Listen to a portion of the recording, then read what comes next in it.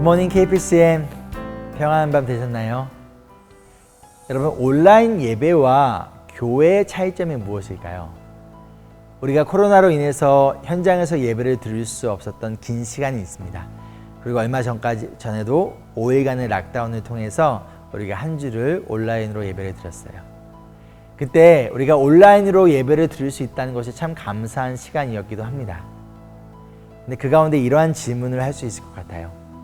집에서 온라인 예배를 계속 드리면 되지 우리가 굳이 교회를 와야 하나요? 굳이 내가 다른 사람들을 만나고 그 사람들과 관계를 맺어야 할까요? 여러 가지 이유가 있는데 그 중 하나가 바로 우리에게 주어진 역할이 있기 때문이에요. 그리고 이 역할은요, 혼자서는 감당할 수 없는 역할입니다. 그럼 그 역할이 과연 무엇일까요? 바로 교회 안에 성도들이 죄를 지었을 때 우리는 그들을 회복시켜야 할 역할과 사명이 있습니다. 갈라디아서 6장 1절입니다. 형제 자매 여러분, 어떤 사람이 어떤 죄에 빠진 일이 드러나면 성령의 인도하심을 따라 사는 사람인 여러분은 온유한 마음으로 그런 사람을 바로 잡아주고 자기 스스로를 살펴서 유혹에 빠지지 않도록 조심하십시오. 우리는요, 죄로부터 완벽한 사람이 아니에요. 여러 가지 죄의 유혹들이 우리에게 찾아옵니다. 그 가운데 죄의 유혹에 빠져 넘어지기도 합니다. 그리할 때 만약 여러분에게 공동체가 없다라면, 교회가 없다라면, 그저 집에서 온라인으로만 예배를 드린다면, 혹은 교회에 나오기는 하지만 공동체 안에, 소그룹 안에 여러분이 들어가지 않는다면, 그 죄로부터 빠져나올 수 있도록, 여러분들이 회복되어질 수 있도록 우리가 도움을 줄 수도, 그리고 도움을 받을 수도 없습니다. 죄는 파괴력을 가지고 있어요.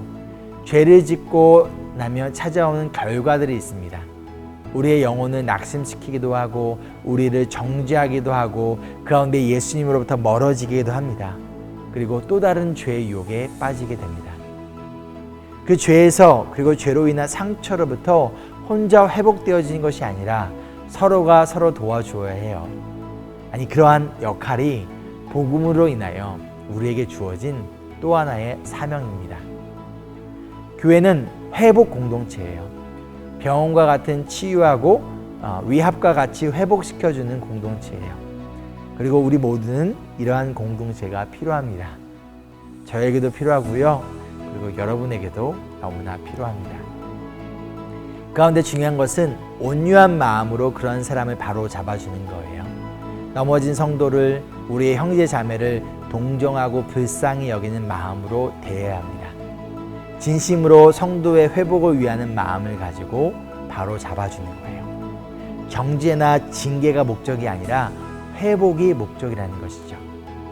그리고 두 번째로 중요한 것은요, 자기 스스로를 살펴서 스스로 유혹에 빠지지 않는 거예요. 자기 스스로를 살펴보라는 것은 다른 사람의 잘못을 통해 내 자신을 지금 돌아보라는 거예요. 얼마든지 나도 똑같은 죄의 유혹과 시험에 빠질 수 있다는 것을 기억하라는 거예요.